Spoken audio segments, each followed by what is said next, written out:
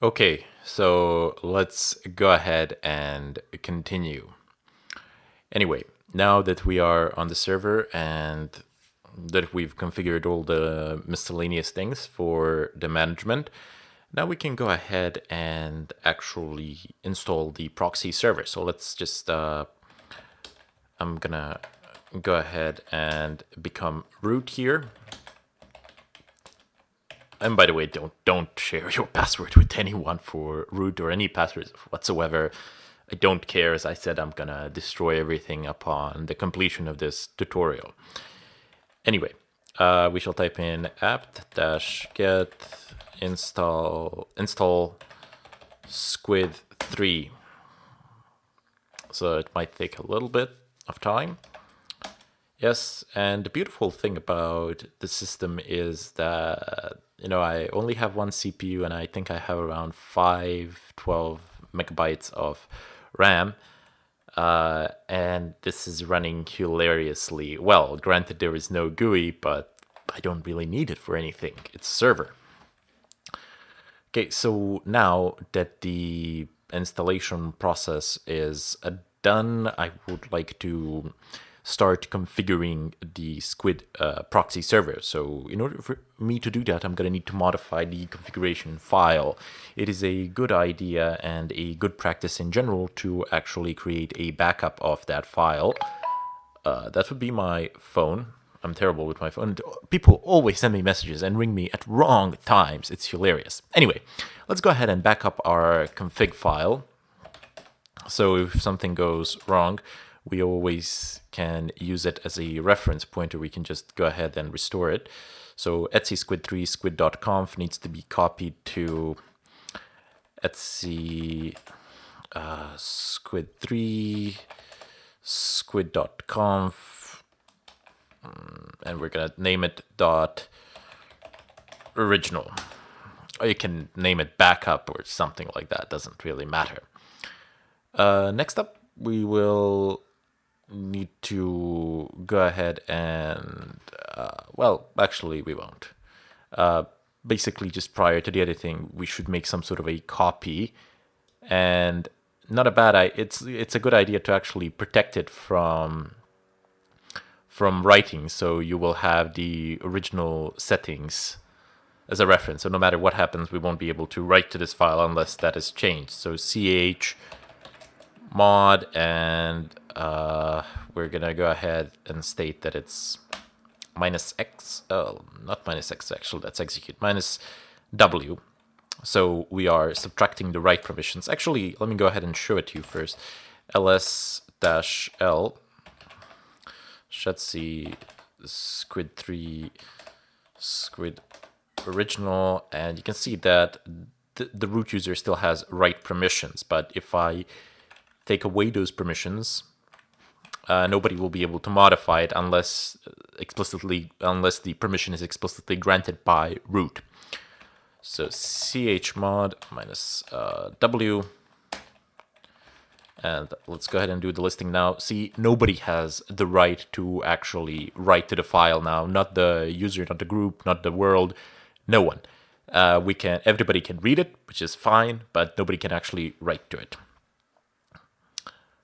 Okay, now we're gonna need to type in vim slash etc squid3 squid.conf, and welcome to Squid 3.4.8. Let's go ahead and start messing around with it. So in order to set the port, the TCP port to listen on, I mean, you can use the default one, which should be 3128.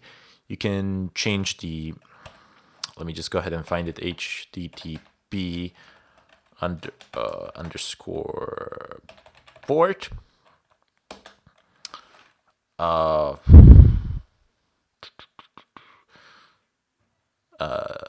Disable flag on HTTP instead default.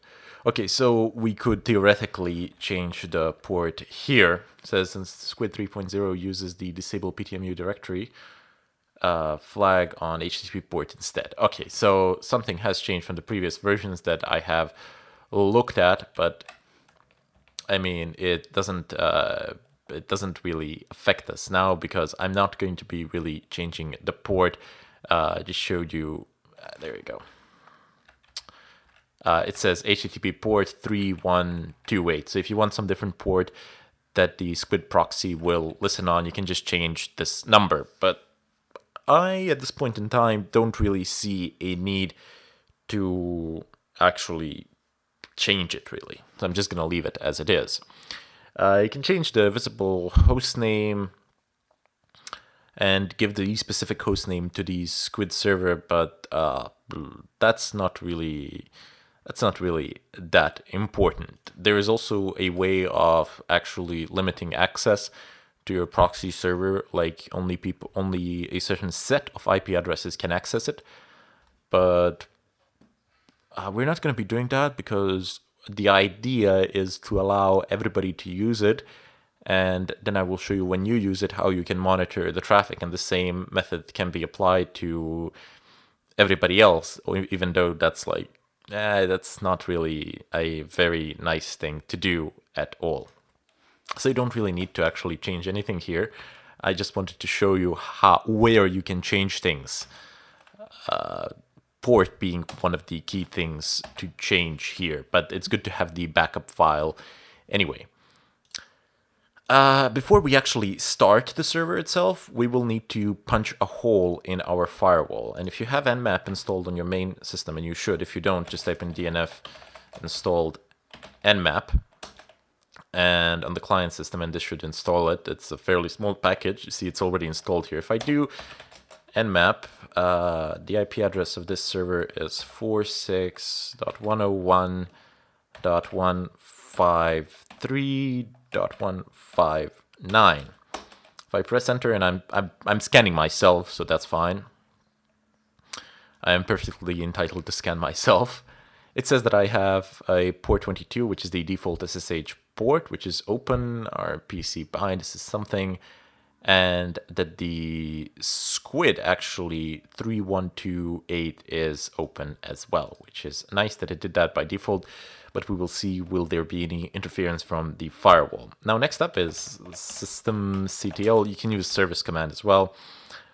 I'm just gonna go ahead and give a status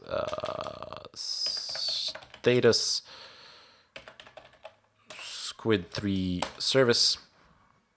Is it actually running? Yes, it's actually running. It is loaded. If I do like, if you want to start it or restart it, you can just, instead of status, you can type in either start or restart or whatever you want there. So that's perfectly fine. Okay, so now let's go back to the proxy list here and let's see if we have actually configured everything right. In case we have, this is going to work. In case we haven't, we're going to go to the next tutorial and begin troubleshooting, because I don't really want to exclude the troubleshooting part from these tutorials. A lot of this actually, some of the commands I've written in my notes, but a lot of this I'm doing on the go. So the problems that I encounter are I figured that the same problems that I encounter are the same problems that you will encounter. So I figured I would just be solving them on the go, and you would be able to get some troubleshooting knowledge along the way if something does go wrong. So etc proxychains.conf. Oh my god, I have a lot of them here. Just press cipher insert.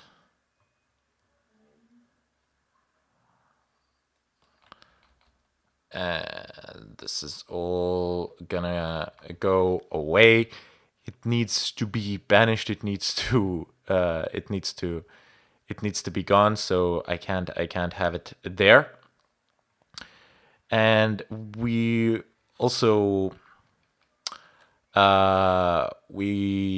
didn't specify what sort of a proxy will it be. So what's the time? Okay, I'm running a little bit short on time, I think, anyway, because I didn't turn on my stopwatch.